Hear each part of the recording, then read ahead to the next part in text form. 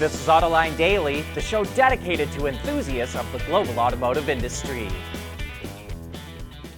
The bad news keeps piling up for Nissan. The automaker's debt rating was just cut to junk status by Moody's Ratings, which is its lowest investment grade.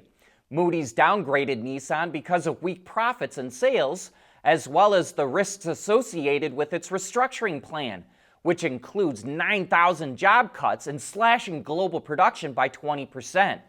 But despite Moody's downgrading, Nissan's stock shot up more than 9% today after a Financial Times report said that a high-level Japanese group, including a former prime minister and a former Tesla board member, is encouraging Tesla to invest in Nissan. That might sound shocking, but the report says the group believes that Tesla would be interested in Nissan's U.S. plants. However, it wasn't long before cold water was thrown on the whole scheme. The former prime minister said he didn't know anything about it, and the former Tesla board member said he had absolutely no involvement, and he has doubts that Tesla would even be interested in Nissan or its plants. To us, this has all the markings of a pump and dump scheme. Somebody floats a juicy rumor, the stock shoots up, they dump their holdings, then the stock crashes when the truth comes out and the rumor mongers walk off with a boatload of money. Rivian reported its full results for last year, and it's showing improvements. It sold over 51,000 vehicles, up 1,400 vehicles from the year before. Its revenue rose 12% to $4.9 billion. It also posted an operating loss of $4.7 billion, which was $1 billion better than in 2023. And its net loss of $4.7 billion was $686 million better. And keep in mind, Rivian still hasn't received any of that money from Volkswagen yet. So these improvements are a direct result of Rivian doing a better job of running its business. The company says it reduced the cost of goods sold by $31,000 per vehicle in the fourth quarter. Even so, it doesn't think it will sell more vehicles this year and still expects to post an operating loss of up to $1.9 billion. Tesla is recalling 380,000 cars in the U.S. because the power steering can go out, and it's already sent out an over-the-air update to fix the issue. But despite its OTA fixes, this helps highlight the fact that Tesla actually has quite high warranty costs. In its 10K earnings report last year, Tesla listed warranty costs of over $1.4 billion. That works out to $812 per car, which is higher than General Motors, which had $759 of warranty costs per car. The things that do need to be repaired on Teslas are quite costly. Reuters reports that Tesla has had tens of thousands of cars suffer from suspension and steering parts that have failed, and also had problems with computers that short circuit. There's nothing wrong with heavy metal. Hey, lighten up. But with world-class composite material, Teijin Automotive Technologies makes vehicles lighter, safer, and more eco-friendly. Looks like BMW's all-new generation of EVs will probably hit the market late in the third quarter or early in the fourth quarter of this year. That's because series production of key components, like its new central control unit for the high-voltage battery, kicks off in August.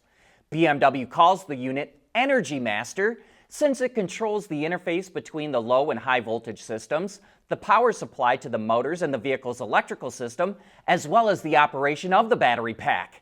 That pack is now part of the vehicle structure and will be filled with new cylindrical cells instead of prismatic like BMW used before. Those cells are also mounted directly into the pack without first being bunched up into modules, which helps clear up more space. BMW's new EVs will get new electric motors as well. Part of that is because the electrical system is now based on an 800-volt architecture. The rear axle will feature an electrically excited synchronous motor, while an asynchronous motor will be fitted on the front for all-wheel drive models. It says the new eDrive system will improve overall EV efficiency by 20%. Stellantis revealed its first in-house developed hands-free driving system called Stella AutoDrive.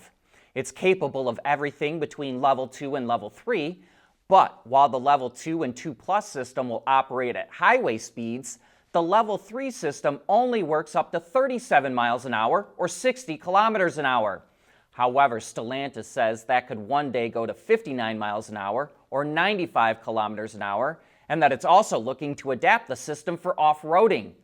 The company calls Stella AutoDrive a global technology, but it didn't say exactly where it will be offered yet. Level 3 and even Level 4 are approved for use in China, and the only other places we know where it's allowed is in Germany and in the US in California and Nevada. Germany recently approved Level 3 up to the 95 kilometer an hour limit, while we think the US is still at 40 miles an hour, but is looking to go up to 60. Automakers in Europe have been pressing the EU for months to roll back or ease CO2 emission rules because they claim they could face fines of 15 billion euros this year for missing the targets. But two groups representing EV makers, charging networks, supply chain companies, and fleet owners in Europe sent letters to the EU urging it not to ease the CO2 regulations. The EV groups say that rolling back the rules will make automakers less competitive with Chinese EVs, and it will hurt EV investment in Europe. They also dispute the 15 billion euro fine that automakers claim they face, and say it's more likely between 4 and 6 billion euros, and that figure could be cut in half through pooling emissions with other automakers. Stellantis is reevaluating its plans for the next-gen Jeep Compass, and as a result, it's halting all activities at its plant in Brampton, Ontario, where it's scheduled to be built. The company is currently retooling the plant to build gas and electric versions of the Compass, and it's scheduled to go into production early next year. But Stellantis released a statement saying it's temporarily pausing work on the Compass, and it needs to reassess its product strategy for North America.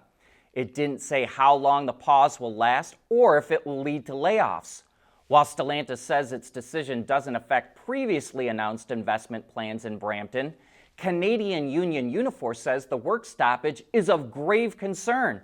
The union says Trump's tariff threats are at least partially to blame for the decision.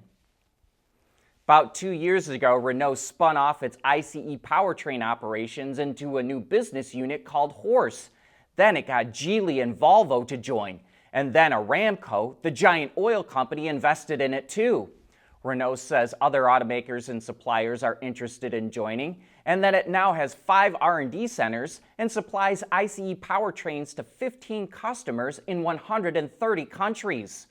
Last year, Horse contributed 97 million euros to Renault's operating margin. It will save Renault more than 2 billion euros over the rest of this decade, and Horse is worth a reported 7.4 billion euros. This sounds like things are working well, and we think other automakers could study whether or not they should spin off their ICE operations. We're posting a new poll looking for your input on the future of fuel cells. Are they really the answer for transportation? Will they only be good for certain applications like long-haul trucking?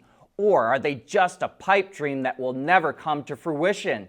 You can find the poll in the Post tab on the Autoline channel YouTube homepage, and for those of you who watch on the Autoline website, we have the poll posted in the transcript and you can vote in the comments section. Of course, we welcome any and all comments that you want to add, and we'll report on the results on Monday. But that brings us to the end of today's show. Thanks for joining us, and I hope that you have a great weekend.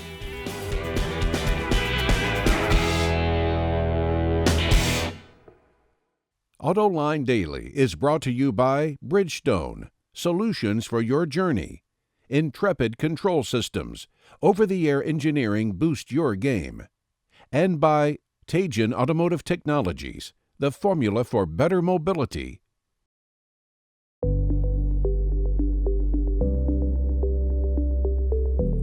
Developing today's vehicles. Issues can happen in an instant. When's the best time to solve a problem? The minute you know you have one. Meet Wireless Neue Cloud, your secure, off-the-shelf solution empowering real-time collaboration for quick resolution. With wireless Neue Cloud, your team can prevent issues before they can escalate. Driver communication data and remote diagnostics to analyze and resolve your problems using OTA, allowing your executives oversight throughout the process. Wireless Neue Cloud, your vehicle update solution in production and on the road. Intrepid Control Systems, driven by your data.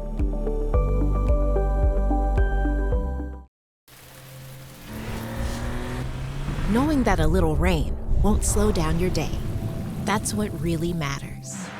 Bridgestone Turanza Quiet Track tires, confident control in wet conditions. Wards is the industry leader for news, data, and analysis. That's why companies across the globe subscribe to our premium service, maybe even your own. Log in for subscriber access now. Check your company's intranet for details and rely on wardsauto.com to keep you informed.